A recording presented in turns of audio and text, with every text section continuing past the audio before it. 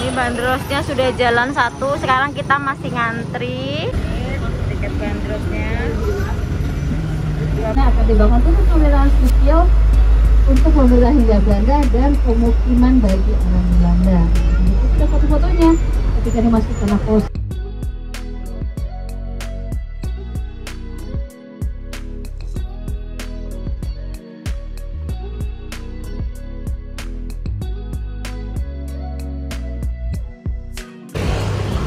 Hai teman-teman, hari ini Nata Rere mau naik bandros.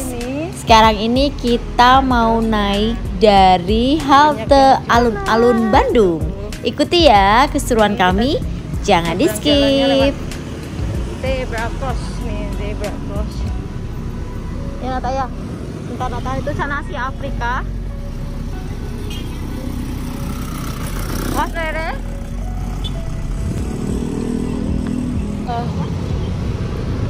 Kita sudah sampai sini, menyeberang jalan lagi. Habis ini ya, bentar.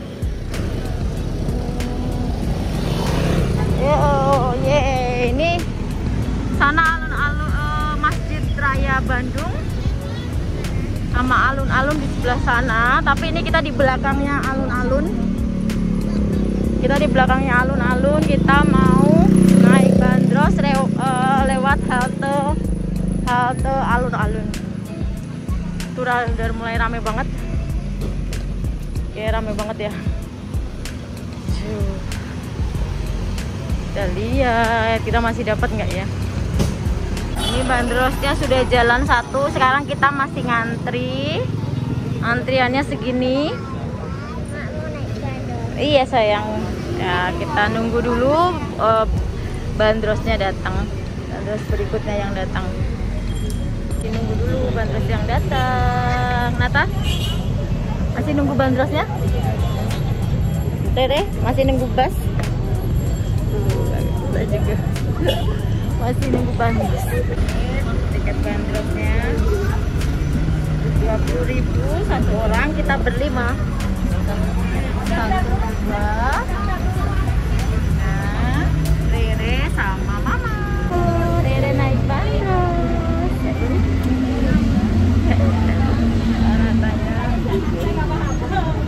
Nata Rere, Nata Quinsa. Siap naik bandrosnya? Siap. Siap, sudah bayar kita 5 orang. Dewinya paling depan. Serunya naik bandros ini kita bisa tahu sejarahnya kota Bandung. Ada yang lain dari Ibu dari Solo Tiku, Bu. Rambut. Saya ngerti kalau bahasa Jawa. Kebetulan saya ngakunya orang Lempuyangan. Ngakunya. Padahal saya dari kecil di Bandung ya. Nama saya Primas. Saya hari ini bertugas menemani Pak Eri untuk membawa Bapak, Ibu, Akang, Teteh, adik-adik ya jalan-jalan keliling kota Bandung pakai bis bandros. Ada yang baru pertama kali? Baru pertama kali? Atau ada yang sudah 10 kali? Ada ulang kali, 3 kali ya. Berarti naik bis bandros tidak membosankan ya? Saya setiap hari ya naik bis bandros ya. Gimana mau bosan ya? Cuma saya suka terpesona kalau kayak tadi, wow orang banyak gitu. Mau ngomong apa kadang-kadang suka lupa. Oke, kita tinggalkan alun-alun. Tadi kita naik dari depannya Pendopo, alun-alun kota Bandung. Ada gedang sweet. Kalau ada kalau gedung sebelah kanan kita, matanya di pertemuan ya. Tapi ternyata di ujung sana ada Bung Karno. Ada yang pernah masuk ke dalamnya? Sebenarnya masuk ke sana itu boleh. Berapa bayarnya? Gratis. Ya. Biasanya kalau tidak dikunci kita bisa langsung masuk, tapi kalau dikunci kita boleh nyari penjaganya supaya ada di situ penjaganya. Ya. Nah nanti kalau sudah keluar mohon ditutup lagi, di slot lagi, kalau orang Jawa dikirim lagi, gitu ya, kayak nggak terbuka. Ya. Dan di sana jangan buang sampah sembarangan, ya ada toiletnya juga bersih di sana. Ada apa di situ selain patung Bung Karno? Ada sel di mana dulu Bung Karno pernah dipenjarakan. Kemudian di temboknya kiri kanan itu ditulis sejarah singkatnya ketika Bung Karno datang ke kota Bandung, kemudian kenal Bu Inggit, menikah, sekolah di TJ, terlibat masalah politik, sampai akhirnya dipenjarakan di penjara Banjiri dan pengadilan. Penjaranya sebenarnya tidak sebesar kamar itu saja, itu hanya sebagian dari kamar yang tidak dibongkar ya. Nah sebenarnya ketika tahun 80-an penjara dibongkar, disisakanlah sudut penjaranya. Ini sudut penjaranya nih yang berwarna putih. Nah, dari sini kita bisa membayangkan penjaranya tidak besar ya. Nah, di tahun 80-an ketika itu, pemerintah Kota Bandung menganggap penjara ini sudah tidak layak lagi, terlalu sempit, dan dulu dari zaman Hindia Belanda, penjara itu memang dikenal sebagai tempatnya untuk menghukum copet, jambret, maling, jadi apa dibilangnya penjahat kastri ya. Tapi di sana berulah melalui proses pengadilan. Nah, proses pengadilan juga cuma tidak 1 hari, tapi beberapa bulan. Akhirnya Bung Karno divonis hukuman 4 tahun penjara yang harus beliau jalankan di penjara Sukamiskin yang letaknya dari sini ke arah timur sekitar 10 kilo. Nah, menariknya penjara Sukamiskin itu adalah penjara yang dibangun oleh arsitektur yang bernama Wolfmaker yang merupakan dosennya Bung Karno, dan Bung Karno ikut andil di pembangunan penjara itu. Dan penjara ini modelnya menjiplak dari penjara Alcatraz yang ada di Amerika Serikat, yang terkenal penjara terkejam di dunia ya, Alcatraz. Tapi yang di sini hanya bentuk bangunan saja ditiru, tapi sistem di dalamnya tidak ya. Indonesia banget pokoknya penjara di sini. Tapi kalau kita main ke sana masih ada kamar yang kesannya saya dulu yang tiba-tiba kok jadi macet. Terus kan saya lewatnya tidak macet. Ini karena mungkin karena saya masih suasana libur barangkali ya, jadi tiba-tiba orang ngumpul semua di Kota Bandung. Jalan Braga, di depan ada gedung yang digunakan oleh Bank BJB. Ini gedungnya namanya Gedung Denis. Nah, di depan Gedung Denisnya ada tulisannya BRAGA, Braga. Katanya kalau sudah ke Kota Bandung belum selfie di situ, katanya belum sah ke Kota Bandung ya, betul nggak? Sementara perkaranya saya sebagai orang Bandung belum pernah selfie di situ gitu. Ada sebelah kanan kita ada yang lagi walking tour kayaknya ya. Itu rombongan dari mana? Ini saya lihat mungkin kita bisa samakan dengan Ragusa ya di Jakarta. Di Semarang ada es on, di Surabaya ada Sangradi. Kalau di Solo ada roti di apa ya? Yang sudah tua sampai itu. Ya mungkin ya. Ya. Ada yang bilang Jalan Braga ini mirip Jalan Legian. Jalannya sempit, kiri kanannya diskotik. Tapi sekarang sudah nggak ada diskotik yang ada kafe-kafe. Salah satu sebelah kanan yang terkenal sebagai tempat makan, itu hari ini kok tidak buka. Biasanya buka dari pagi. Gedung ini sebelah kali dulunya namanya Gedung Gas Negara, yang sekarang sudah beralih fungsi jadi kafe. Ada selatan yang ada kanopinya berwarna merah ini bernama Maison Buhuregen, dulunya bernama sekarang bernama Braga Permai, yang juga terkenal sebagai toko roti dan makanan, ya makanan berat dari hidangan dari Eropa sampai Indonesia. Kalau pagi-pagi kalau di Maison Buhuregen ada sebelah hidangan aja, kalau mau ambil rotinya langsung dari dapurnya boleh. Karena juga ada Ciadah dengan sungai di bawahnya. Kalau di sini Sungai Cikapundung, kalau di Jogja namanya Sungai Kalijodo. Ya. Dulu kalau ke Jogja kalau udah ke sana, karena saya punya yang belum punya, jalan kaki itu sampai Malioboro lewat Ciadah Jogja ya. Oh jalan-jalan di Jogja jalan kaki. Panas ya. Ini sebelah kiri ada lokomotif di atas kantor. Nah itu adalah kantor pusatnya PT KAI.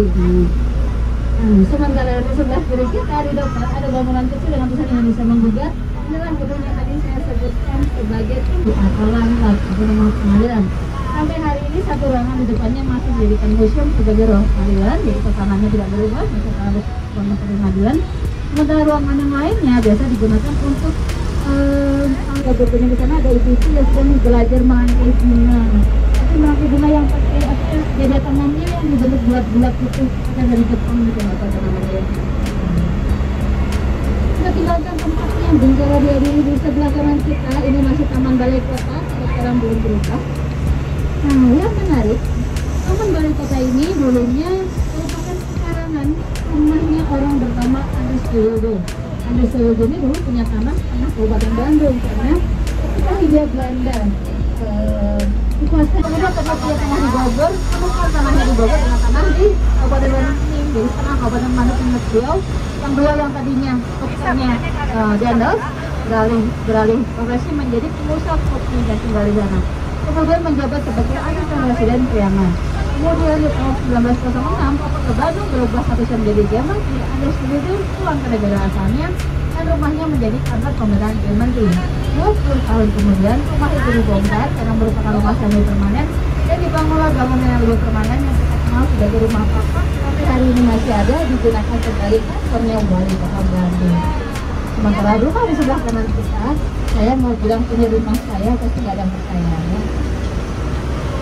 Rumah sebelah kanan tadi, saya baru saja kelewatan, saya selalu tertarik kenapa pekarangannya luas ya. Kalau pagi-pagi biasanya air mancurnya dinyalakannya, tadi pagi saya kok belum dinyalakan air mancurnya. Ternyata rumah itu dulu sekarang ya, digunakan sebagai rumah dinas Pangdam 3 Siliwangi.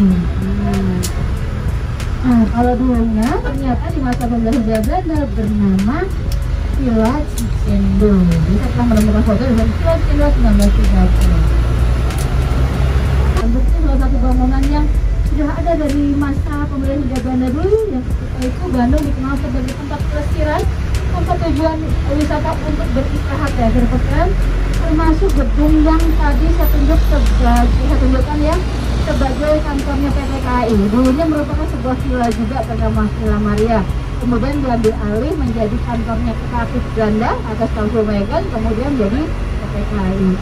Satu lagi di sebelah kanan kita, ini baca di atas ada tulisannya Brigtur yang ada di bawahnya. Itu merupakan bangunan yang sudah dari masa Belanda digunakan sebagai tempat peristirahatan atau villa. Oh, dan Brigtur ini punyanya Albers yang membangun gedung Daniel Stadium.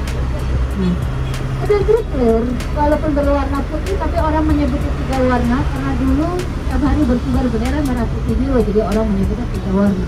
Di masa pendudukan Jepang sempat digunakan sebagai stasiun radio Bumi yang kemudian dimanfaatkan oleh para pejuang Republik untuk menyebarkan informasi kemerdekaan dan dagang akan menjadi pengganti ibu kota Batavia. Jadi bukan cuma Pak Joko Widodo saja yang berencana memindahkan Jakarta dari Kalimantan.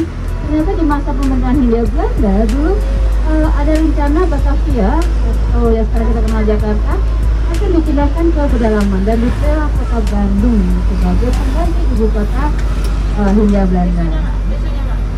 Untuk mempersiapkan Bandung sebagai ibu kota Hindia Belanda, dibangunlah Gedung Sate sebagai pusat pemerintahan Citromplain, pekerjaan lama TJ Citromplain ya. Yang menyebut begitu adalah Bapak Sunarsono Katam. Beliau menceritakan ketika wilayah ini sudah menjadi area kosong, kemudian rencananya akan dibangun pusat pemerintahan sipil untuk pemerintahan Hindia Belanda dan pemukiman bagi orang Belanda. Itu sudah foto-fotonya. Ketika dimasuki tanah kosong, nah tidak di area ini pohon-pohon atau kita di area ini di babat gedung sate. Nah itu dia gedung satenya yang hari ini tiba-tiba pagi ini kok dipasang kawat berduri. Nah, masuk tadi ya di sebelah sana. Nah, saya nggak tahu apakah nanti ada.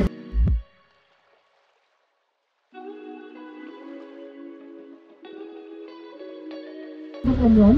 Jadi yang mau berkunjung bisa cari Instagramnya Museum Gedung Sate atau Museum Pos ya, Museum Pos, Gedung Sate, Museum Gelbi, semuanya menerapkan daftar online dulu sebelum berkunjung. Dan sebelah kanan kita ini dikenal sebagai Museum Pos dan Biro ya, dulunya merupakan Sekretariat Pos, Telepon dan Telegraf untuk penyaluran komunikasi di masa Hindia Belanda. Rumah Lansia juga dibangun oleh Hindia Belanda kecuali Tirek. Nah, Tirek ini katanya belum lama nongkrong di situ ya, jaga aman. Ini seantar kita yang ada di depan Museum Geologi. Museum Geologinya di sebelah kiri kita hari ini buka. Kalau cuma 1-2 orang mungkin kita bisa minta izin masuk. Tapi kalau orang mau sebaiknya tetap daftar online dulu. Dampak kalau di film itu tadi tulisannya kebun kelapa, pada hasilnya jurnalnya si pasien sedang jalan. Ya penasaran nonton lagi filmnya, banyak ya.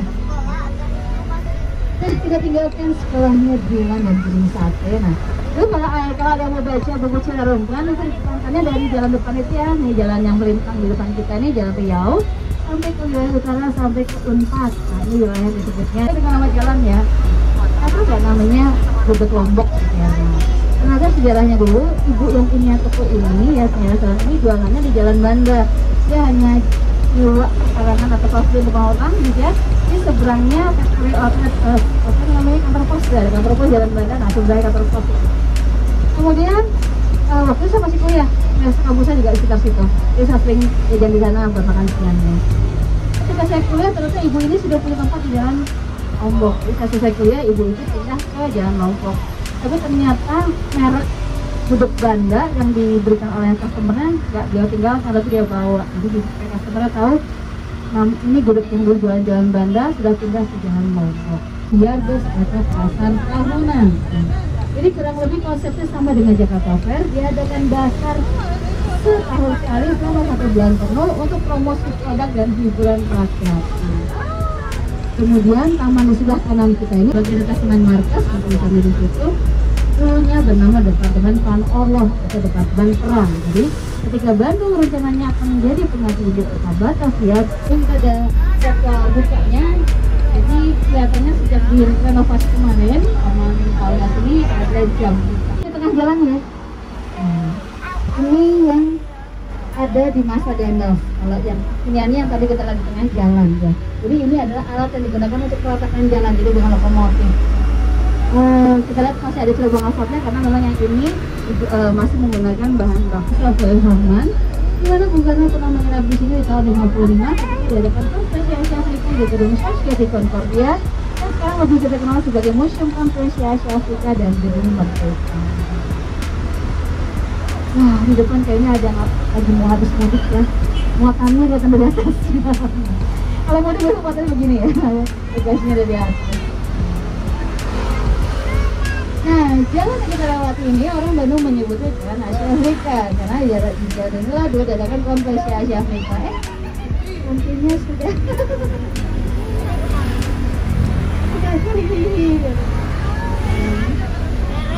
ternyata Jalan Asia Afrika ini adalah sepenggal dari jalan yang dibangun atas perintah Dendels dari Anyer sampai Panarukan, yang banyak orang menyebut Jalan Raya Anyer Panarukan atau Jalan Raya Dendels atau Jalan Broto Causeway. Jadi dari arah Anyer sana, kemudian masuk ke Tanjung, Padalarang, Kota Cimahi, kemudian lewat jalan ini ke Sumedang, daerah Selangor, kemudian sampai ke utara ke sepanjang jalur Pandora. Inilah jalan yang dibangun atas perintah Dendels atau disebut Jalan Raya Pos. Dan dulu mereka merupakan 50-an. Pasar ini mengalami kebakaran hebat karena ada orang yang mabuk, dia kayak judi, kemudian dia bunuh orang yang menagih hutang bundanya, namanya Monada. Nah, kemudian untuk menutupi kejahatan yang Monada membakar pasar ini. Nah, akhirnya dia melarikan diri ke Limbangan, akhirnya ketangkap juga sih setelah beberapa bulan tadi dia ketangkap juga. Tapi setelah kebakaran hebat ini, Bandung tidak punya pasar selama 50 tahun. Sampai akhirnya di awal tahun 1900-an ketika pemerintah Bandung atau pemerintah Belanda berencana menata ulang kota Bandung, dibangunlah pasar yang baru yang sampai hari ini dikenal dengan nama Pasar Baru.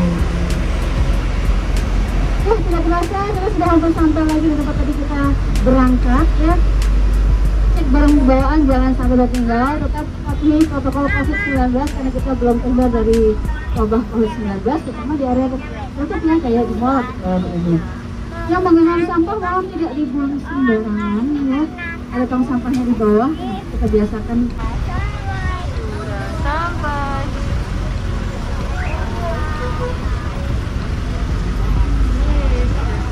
Terbes berhenti dulu.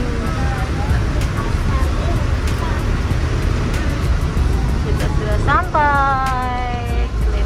Buat teman-teman yang lagi ada di kota Bandung, yang ada rencana mau liburan ke Bandung, kalian wajib cobain naik bandros. Terima kasih ya teman-teman sudah ikuti keseruan kami.